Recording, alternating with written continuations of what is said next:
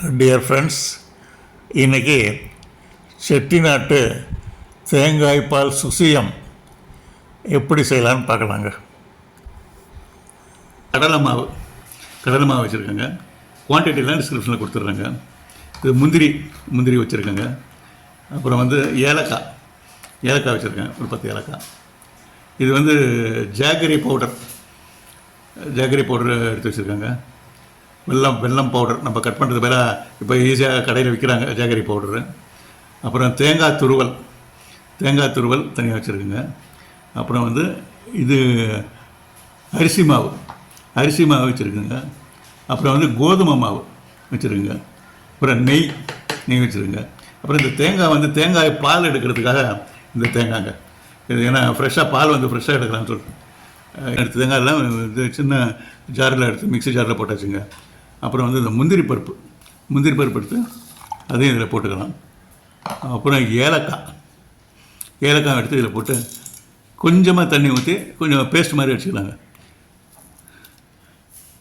நெக்ஸ்ட்டுங்க ஒரு கப்பு ஒன்று எடுத்துக்கிட்டுங்க, இந்த அரிசி மாவு இதில் போட்டுடலாங்க. அரிசி மாவு, கோதுமை மாவு அது எல்லாத்தையும் ஒன்றா ரெண்டாக போட்டு மிக்ஸ் பண்ணிட்டுங்க, ஒரு இட்லி பார்க்குற பக்குவத்துக்கு அந்த மாவு தோசை பார்க்குற பக்குவத்துக்கு கொஞ்சம் தண்ணி கலந்து எடுத்துக்கலாங்க. இப்போ இந்த மாதிரி பேஸ்ட் லெவலில் கலந்தாச்சுங்க. இந்த மாதிரி பேஸ்ட் லெவலில் கலந்தாச்சு. இந்த லெவலில் இருக்கட்டும். இந்த மாதிரி மாவு இந்த லெவலில் கலந்துக்கலாம். தண்ணி ஊற்றி கலந்துக்கலாம். இப்போங்க அடுப்பை பற்ற வச்சு வானொலி அடுப்பு போட்டாச்சுங்க. இப்போ வானொலி அடுப்பில் வச்சுட்டுங்க, தண்ணி கொஞ்சம் ஊற்றிக்கலாங்க. இதில் தண்ணி சுடானோடனே அந்த ஜாகரி பவுடர் போட்டுக்கலாங்க, வெல்லம் பவுடர்.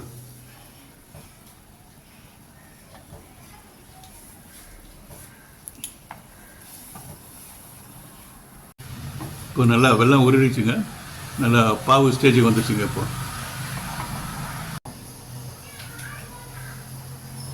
நெக்ஸ்ட்டுங்க மிக்சியில் அரைச்சி வச்ச தேங்காய், முந்திரி பருப்பு, ஏலக்காய் இது 3 மிக்சியில் அரைச்சி வச்சுருங்க. கொஞ்சம் குறன்னு தான் இருக்குது, அப்படி தான் இருக்கணும். கொஞ்சம் குறன்னு இருக்கணும். நம்ம பூரணம் செய்கிறதுக்காக தேவையானதுங்க. இது அப்படியே இதில் போட்டுடலாங்க. அதை போட்டு கலக்கிடலாம்.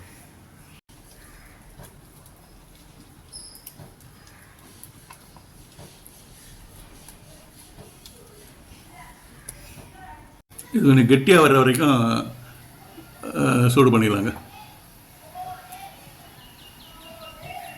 இந்த சுசியங்கள் உள்ளே வைக்கிற பூரணங்க, இது பூரணம். கடலை மாவு போட்டுக்கலாங்க. இதில் இப்போ 2 ஸ்பூன் நெய் விட்டுக்கலாங்க.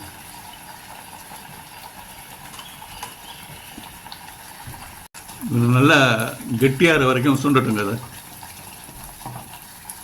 இப்போ கேஸ் அடுப்பை ஆஃப் பண்ணிட்டு இப்போ இது கொஞ்சம் அப்படியே விட்டுட்டோம்னா கொஞ்சம் இப்போ இந்த கெட்டி வந்தால் போதும். ஆற விட்டுட்டோம்னா கொஞ்சம் கெட்டியாகிடும். அது கெட்டியாகிறதுக்கு முன்னாடிங்க கொஞ்சமாக எடுத்து இதை நல்லா கொஞ்சம் ஆற வச்சுட்டு அப்புறம் டேஸ்ட் பார்க்கலாங்க. நல்லா ஆறணுங்க, ஜாகிரதையாக இருக்கணும்.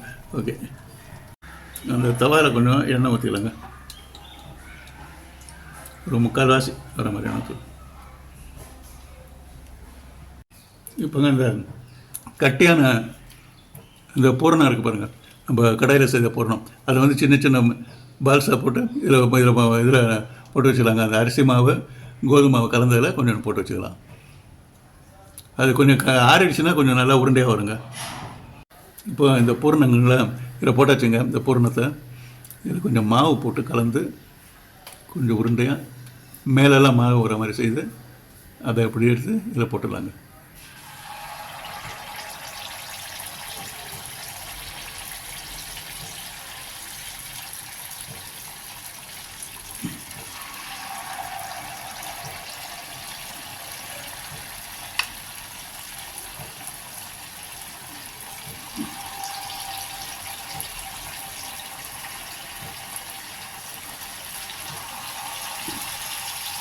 எல்லாம் திருப்பி போட்டாச்சுங்க கம்ப்ளீட்டாக.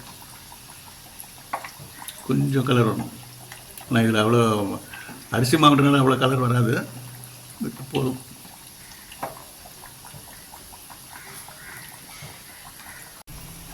நல்லா எடுத்துடலாங்க. நல்லா கலர் வந்துடுச்சு, எடுத்துடலாம் எல்லாத்தையும்.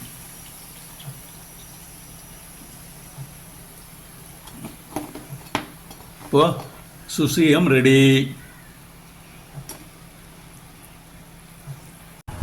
ஒரு தேங்காய், உடைக்காத தேங்காய் எடுத்து உடைச்சிட்டு அதில் வந்து ஒரு பாதி தேங்காய் எடுத்து இதில் போட்டு சின்ன சின்ன பீஸாக கட் பண்ணி வச்சுங்க. மிக்சியில் போட்டுக்கணும். அதை போட்டு ஒரு 4-5 ஏலக்காய் அதில் போட்டுக்கலாம்.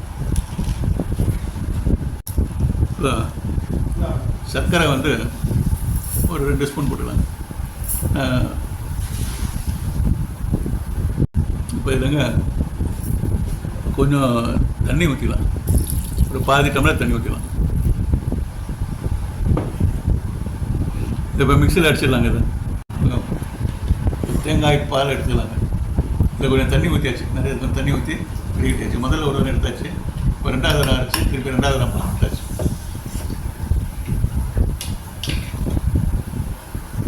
திருப்பி அதே 3வது தரம் திருப்பி அதை போட்டு திருப்பி தண்ணி ஊற்றி கொஞ்சம் இன்னொரு தரம் பால் எடுத்துக்கலாம். இப்போங்க தேங்காய் பால் ரெடி ஆகிடுச்சு. இதில் வந்துங்க நம்ம செய்த சுசியத்தை இதில் போட்டுக்கலாங்க.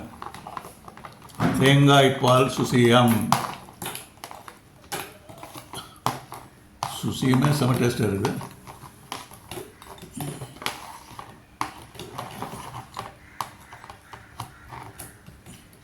இதில் அப்படியே ஊற வச்சிடலாங்க. இது அப்படியே ஃப்ரிட்ஜில் வச்சாலும் பரவாயில்ல, இல்லை அப்படியே ஊற வச்சாலும் பரவாயில்ல. எப்படியும் ஒரு 2 hours ஊறணுங்க. அது ஊறினா தான் அது உள்ளே அந்த பாலெல்லாம் உள்ளே போனால் தான் சாப்பிட்றதுக்கு நல்லாயிருக்கும். இதில்ங்க பாதாம் பருப்பு தூள் பண்ணி வச்சுருக்குங்க. பாதாம் பருப்பு அப்படி மேலே அப்படியே தூவி விட்டுக்கலாம்.